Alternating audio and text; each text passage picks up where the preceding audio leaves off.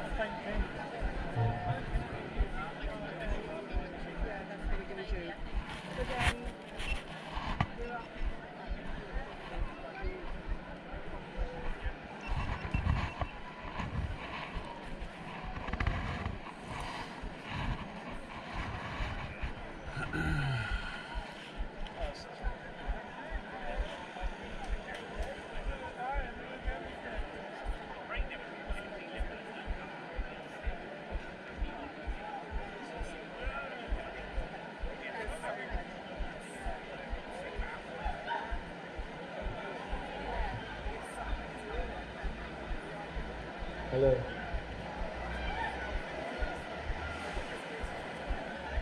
Okay.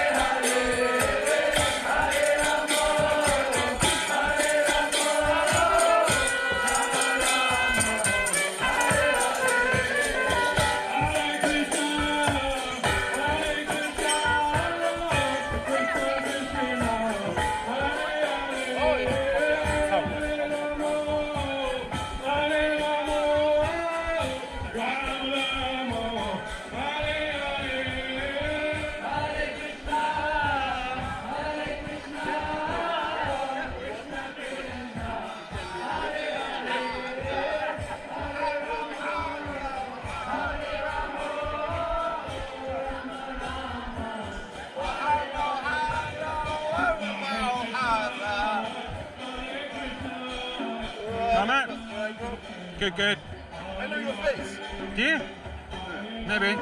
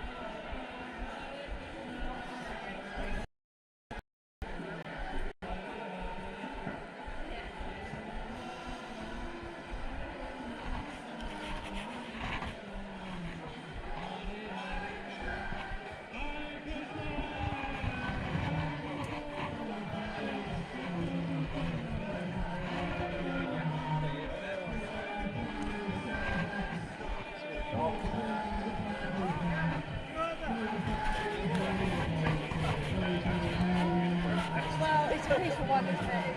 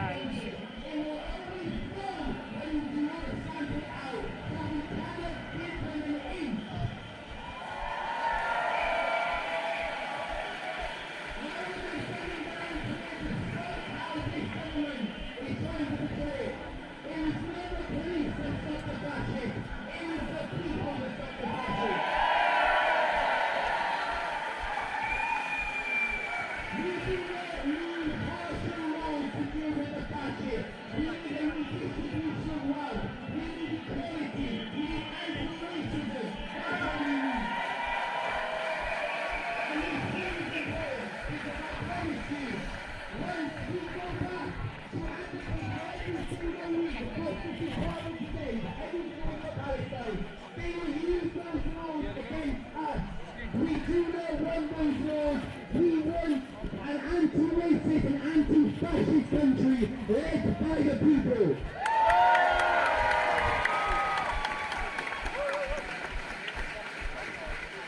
There'll also be, and this is important, very political arguments that come from this. There's already talk by Farage and his cronies that the fascists are already organising because there are legitimate concerns of the people. This is important because there was 4,000 people, 4 million people I should say, that voted for reform in the election. This has come about.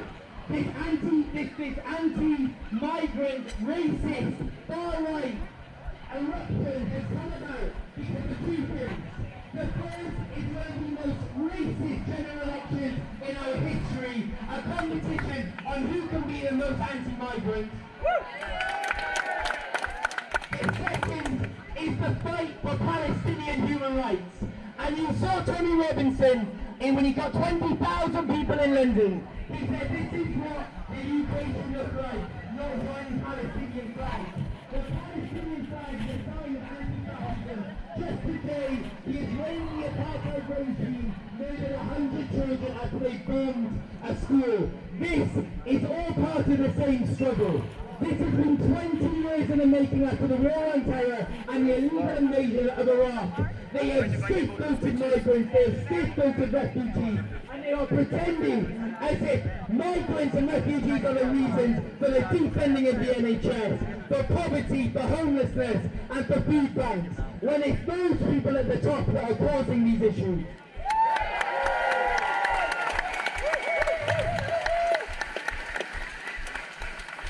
And it's all good having anti-fascism demos in Cardiff, but we need to push this out to other communities, other towns and cities in Wales. There's a demo in Swansea tomorrow, for instance, but we need to be pushing it where the fascists will see they have ground. For example, in Cardiff, we tried to mobilise against the fascists when they went and argued that the hotel in Stradley Park Hotel being used for refugees is against the community's wishes.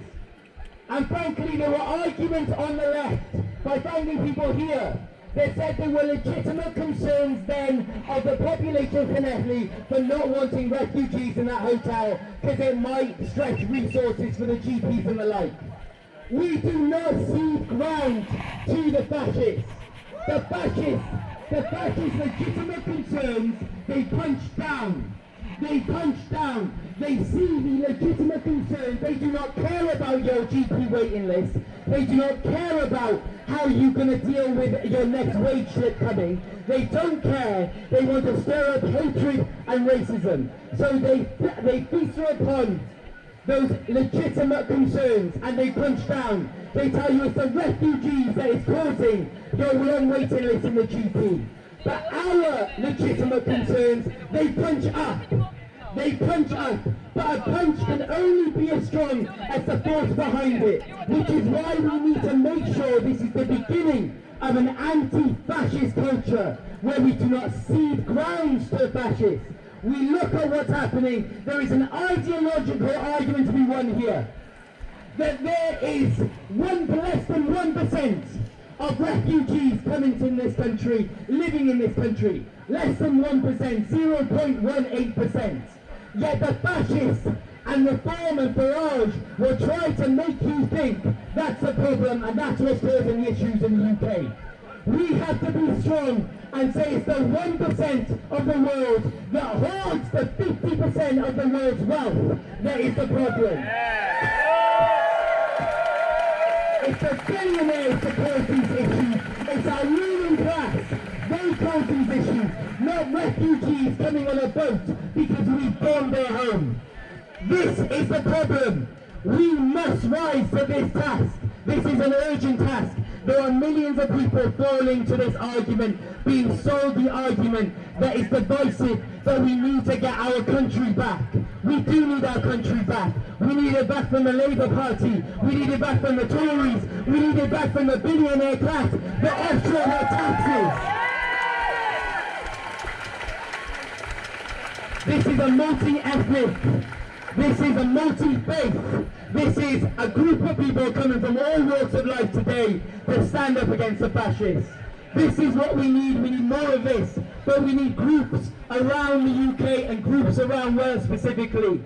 So please, we'll have a meeting, an urgent meeting next week on Thursday, where we'll get together anti-racist actors for BLM Cardiff and Stand Up to Racism Cardiff, and we need to organise this response. So please be there. Alright, I'm going to introduce our speakers. Our speakers are always the best example of what we have to show. The best example of what we represent.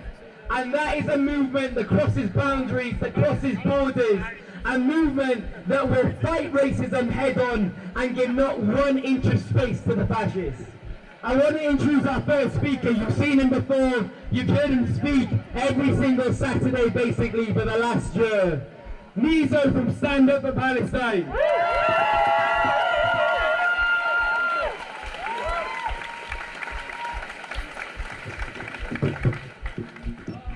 Good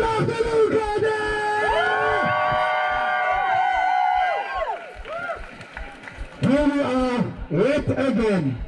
And I love it. Why? Because every week I get to meet new amazing people.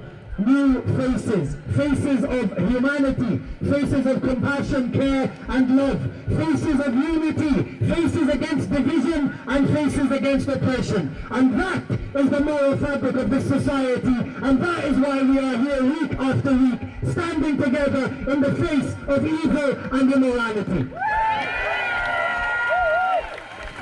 Now, I want to touch up on a point that Hussein made. Refugees being less than 1% of the UK population. Something interesting I read yesterday is the fact that refugees or asylum seekers are housed indefinitely sometimes in these hotels is a political move.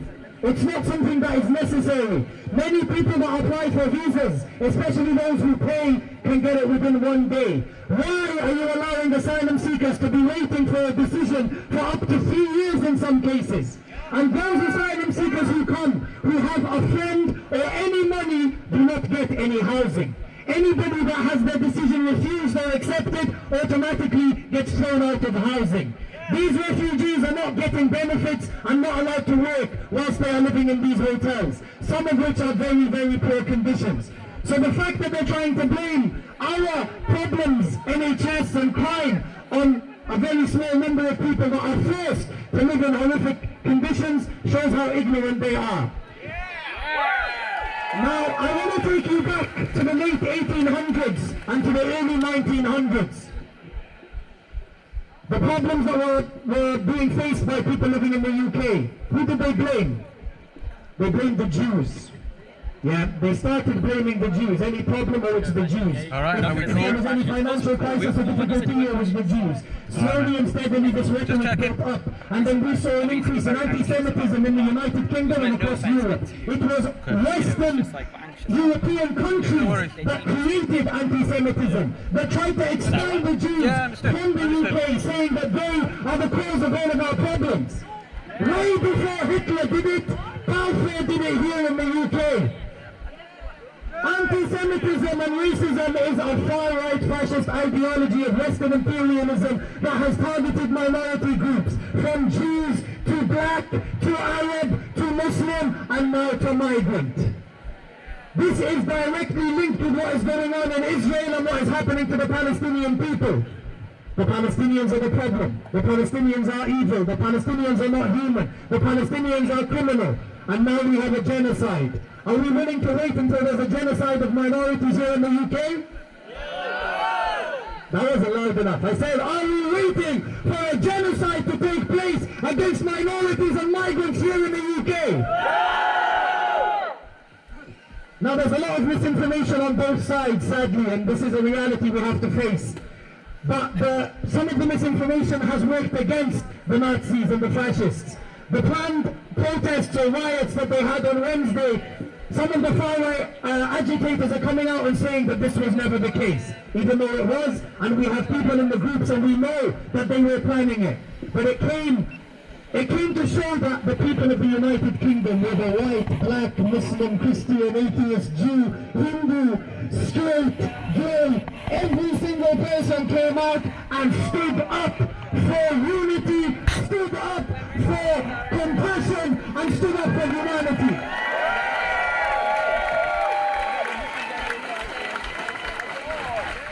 And we will continue to advocate for those very things. The hate marches that we have been labelled with for the last 10 months have brought nothing but friendships, nothing but new relationships, and brought people together to understand the differences that we have. Do not separate us, but they bring us together. We have more in common, as Joe Cox said. We have far more in common than that which divides us. And this is what the fascists are scared of. Because when people come together and unite, who can they blame? They can't blame. Now I'm sorry, but Gary with 2 teeth and 0 GCSEs is angry that Dr. Ahmed, a cardiovascular surgeon, came to take his job. This is the misinformation we are facing. We are being told that migrants are coming and taking people's jobs. Over 50% of NHS workers are foreign imports, are migrants. There's a trend going on Twitter saying, a migrant attacked me. but it's not in the way that you think. It's people that have gone to have very, very difficult surgeries that have been carried out by migrant doctors who've saved their lives. If you look at NHS and the majority of nurses, they're migrants. Like the majority of migrants come here and they assimilate and they collaborate and they contribute. Muslims give over 400 million in charitable donations every single year. Yet they will tell you that Muslims come here and are stealing the benefits. Now, there are legitimate concerns for all of us. We do need a government that is representative of the people. We need a government that is not stirring and inciting racism and riots so they can impose draconian laws on us. We need media to be monitored and to be controlled, because half of the misinformation over the years about migrants and about Muslims has come from the Daily Mail, from the Telegraph, from the BBC, from Sky News. And the concerning thing is now, in the last few days, these very far-right news outlets have actually been coming out and saying that the far-right are on the rise. But hold on, it's you that mobilized them. It's you that gave them this misinformation. So what's your agenda now behind turning against them? We need to be very vigilant. We are a peaceful movement. We always have been, we always will be. And they are trying to cause division and cause violence and cause anger and aggression between communities. But we will not let them win. We will not let them succeed. We will succeed in our mission in showing that we are here for everybody and we stand for everybody and we will give everything to protect everybody.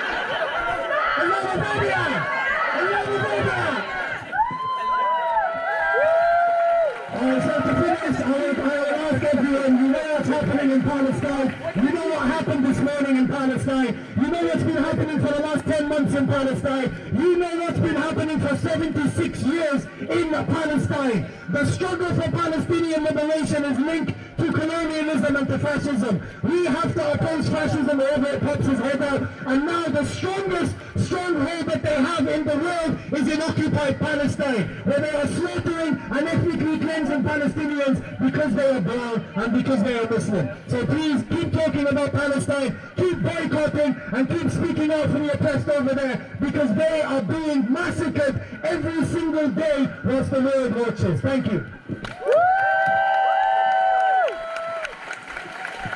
As we said, these demonstrations, these rallies, they're multi-ethnic and they're multi-religious. And there's been propaganda, there's been again misinformation that our marches, they don't welcome Jewish people. This couldn't be more wrong. And just to show that even more, our next speaker is Willoughby from South Wales Jews for Palestine.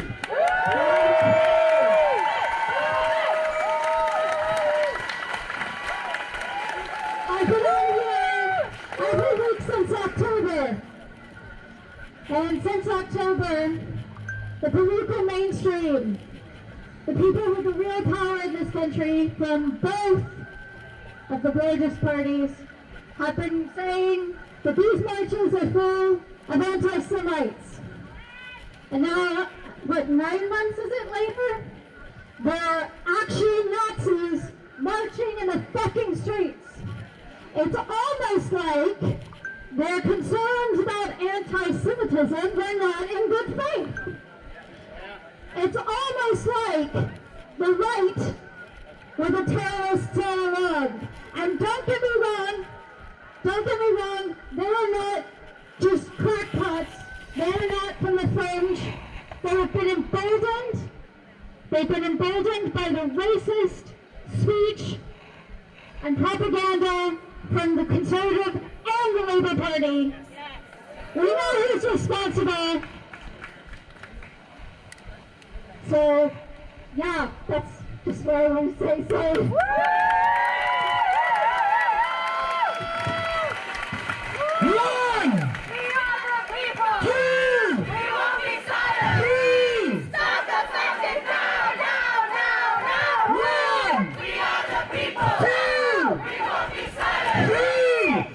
Fascists now, now, now, now! One! We are the people! Two! We won't be silent! Three! Stop the fascists now, now, now, now! You don't beat fascism without fighting with the labour movement. You don't beat fascism without union support. And that's what we have here today. Give a round